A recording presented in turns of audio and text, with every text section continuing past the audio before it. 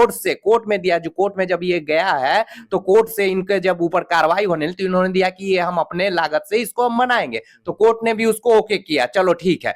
लेकिन उसके बाद भी अभी तक उसमें कार्य नहीं लगा और कोई इन पे जांच नहीं बैठ रहा है, अजीब है। और कोर्ट क्यों भाई, पुल गिरते जाएगा और सिर्फ ये कि आप हम बना देंगे, वो तो उनको बनाने में, लेकिन कार्रवाई कहां तक हुआ? पूरा उन्हें पैसा पे रोक लगा हुआ है और उन्हें किस आलोक में पैसा मिल रहा है भाई? अधिकारियों पे जांच होना चाहिए सबसे। और दिक्कत हम कि हम भ्रष्टाचारियों के पीछे कारवा लगा देते हैं क्योंकि हम सिर्फ अपनी बात सोचते हैं, कभी भी हम समतुलक समाज की संरचना के बारे में नहीं सोचते हैं, और गलती से कोई सोच भी लिया तो उसे पागल करार देते हैं। लेकिन याद रखना, बदलाव वो पागल ही ला सकता है, वरना तुम्हारे पास तो सिर्फ भ्रष्टाचार से पैसा कमाने के सिवा समय ही नहीं है।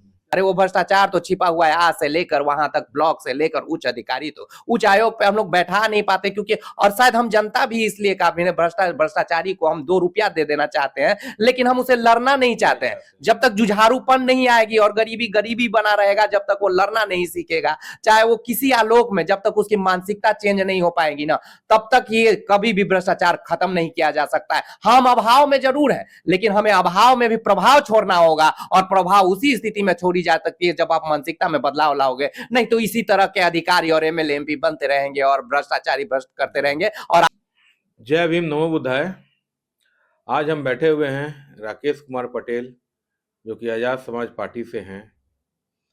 राकेश जी, कैसे देख रहे हैं ये जो प्रकरण हुआ है कि विजय कुमार सिन्हा जी ने एसपी सिंगला कंपनी को ब्लैकलिस्ट किया, डिबार किया है, प्रति अभी कार्रवाई हो रही है, कैसे देख रहे हैं?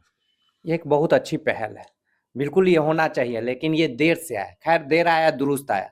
ये अगवानी पुल की बात हो रही है, एक बार वो पुल नहीं 1-2 बार ढहा गया, लेकिन कार्रवाई के नाम पर सिर्फ लिपापोती होते रहा। अरे ये कार्रवाई तो बहुत पहले होने चाहिए था, लेकिन ये जब जाने लगे तब इन्होंने कार्रवाई किया। चलो कुछ तो अच्छा किया। और क्यों अभी तक कार्रवाई नहीं हुई, प्रश्न तो ये उठता है भाई, क्यों नहीं कार्रवाई हुई? कार्रवाई इस साल एक में नहीं हुई क्योंकि इनकी साठगांठ बड़े अधिकारियों से था, क्योंकि अधिकारियों के साठगांठ नहीं तो कार्रवाई कब की होनी चाहिए थी और डिबार्ड और ब्लैक लिस्टेड होनी चाहिए। कैसे इनके पैसे पे पैसे मिल रहे थे, इनको डिबार्ड उसी समय हो जाना चाहिए था, और इनको पैसा दिया जा रहा था भाई। पुल गिर गया है फिर भी टेंडर मिला हुआ, दूसरे कार्यों में लगा हुआ है। 5,000 करोड़ के टेंडर इनकी चल रही है बिहार में, किस आलोक में चल रही है? क्योंकि इनके साठगांठ उच्च अधिकारियों से है, और कार्रवाई के नाम पर सिर्फ वही हो रही है कि ये पैसा पहुंचा दे रहे हैं और पुनः इन्हें बार बार वही कार्य को दिया जा रहा है। इसे रिकवरी भी होना चाहिए, जो नियम है कि अगर कोई पुल ढाया जाता है या कोई भी कंस्ट्रक्शन प्लेस नुकसान होता है संवेदक के द्वारा, तो रिकवरी करके उनको दोबारा बनाने का उनका प्रावधान भी है। तो पता नहीं अभी तक क्यों नहीं हुआ ये तो बिल्कुल प्रावधान है, और ये दिया जा चुका है। आपको बता दे, ये आदेश ऑलरेडी कोर्ट से दिया हुआ है कि इनको बनाना, इन्होंने कोर्ट में ये बात लिख के दिया है कि इन्हें हम पूरा मनाएंगे। ये तो एक अलग मैटर है, लेकिन कार्रवाई क्यों? लेकिन और ये भी देख लीजिए, ये कहने के बाद भी, कोर्ट का ऑर्डर के बाद भी इन्होंने अभी तक उसमें कार्य नहीं शुरू किया है। ये ऑलरेडी दिया हुआ है, आपको बता कोर्ट से, अगर कोर्ट से फैसला भी आ गया, कोर्ट से समन भी आ गया है, उसके बावजूद ये लोग कार्रवाई नहीं कर रहे हैं। इन्होंने दिया है कि हम इसको दोबारा बनाएंगे, कोर्ट से, कोर्ट में दिया, जो कोर्ट में जब ये गया है तो कोर्ट से इनके जब ऊपर कार्रवाई होने लगी तो इन्होंने दिया कि ये हम अपने लागत से इसको हम बनाएंगे, तो कोर्ट ने भी उसको ओके किया, चलो ठीक है। लेकिन उसके बाद भी अभी तक उसमें कार्य नहीं लगा और कोई इन पे जांच नहीं बैठ रहा है, अजीब है। और कोर्ट क्यों भाई, पुल गिरते जाएगा और सिर्फ ये कि आप हम बना देंगे, वो तो उनको बनाने में, लेकिन कार्रवाई कहां तक हुआ? पूरा उन्हें पैसा पे रोक लगा हुआ है और उन्हें किस आलोक में पैसा मिल रहा है भाई? अधिकारियों पे जांच होना चाहिए सबसे पहले, तो एसपी सिंघना के साथ साथ हर उच्च अधिकारी की बात होना चाहिए, जहां पे इन्होंने जिसके थ्रू पैसा ले रहे हैं और कार्रवाई नहीं है, क्योंकि वे कार्रवाई, ये सरकार से जुड़ी हुई बात है, सरकार के उच्च अधिकारी इसमें संलिप्त है, और ये संलिप्तता तभी जाहिर होगी जब तक इन पे कार्रवाई नहीं होगी, तब तक वो फैसला। संविधान का अवहेलना कर रहे हैं अधिकारी, उच्च अधिकारी जो है संविधान का अवहेलना कर रहे हैं।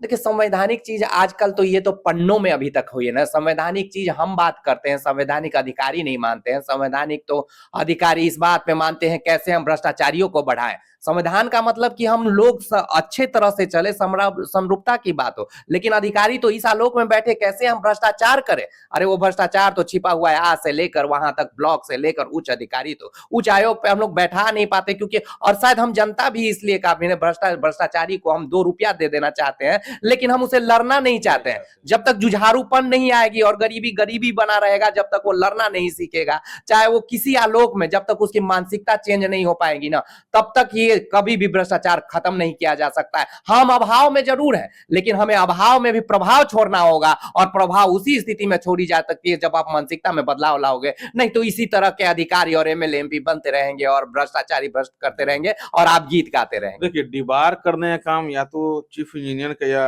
उच्च अधिकारी का होना चाहिए, लेकिन मंत्री जी को क्या जरूरत पड़ी कि मंत्री जी ने डिबार किया अपने कलम से? नहीं, मंत्री जी ने देखिए वो बार बार वही तो बोल रहे हैं, ये अधिकारी को तो वो मैनेज हो जाती है, बार बार वो मैनेज कर रहा था। शायद पहले बार इन्होंने एक अच्छा काम किया जिसे हम सराहना कर रहे हैं। चलो इन्होंने देर से किया, ये तो ऑलरेडी हो जाना चाहिए। अनदेखे में किया या दबाव में जैसे भी किया, या उनकी सांठगांठ नहीं बन पाई इस आलोक में किया, चाहे जैसे भी किया, लेकिन कार्य अच्छा किया, इसलिए हम इनकी सराहना करें। किसी वे में इस पे कार्रवाई होनी ही चाहिए। और अब तो हम लोग भी नहीं बैठेंगे अगर इसके ऊपर कार्रवाई नहीं हुई तो बार बार। तो क्या ये भ्रष्टाचार के चलते हमारा देश दुनिया बदनाम बर्बाद हो रहा है? भ्रष्टाचार ही एक अहम मुद्दा हो सकता है क्या? नहीं, मुद्दा तो कई है सर, भ्रष्टाचार उसमें एक खास मुद्दा है। जहां तक हम बात करते हैं, बार बार हम बात करते हैं we the people of India से स्टार्ट होती है, लेकिन यहाँ पे लोग जीते हैं मैं के लिए।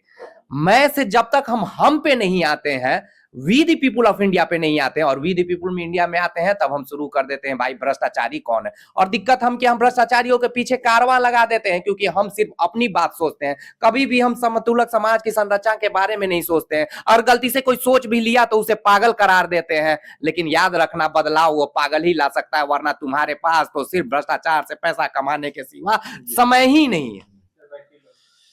देखिए, तो ये बहुत कुछ अहम मुद्दों को हम लोग लेकर चर्चा कर रहे थे। और सच पूछे तो भ्रष्टाचार से ही हमारा देश घिरा हुआ है, हर जगह भ्रष्टाचार। देखिए, तो इन्हीं भ्रष्टाचार के मामलों को लेकर राकेश जी हमारे बीच में हैं और काफी हम बातों को बताए हैं। खबर कैसी लगी? खबर अच्छी लगी तो हमें सब्सक्राइब कमेंट करें, क्योंकि हम राष्ट्र निर्माण करना चाहते हैं और भ्रष्टाचार के लिए जंग हमारे हमेशा निरंतर जारी रहेगी। जय हिंद।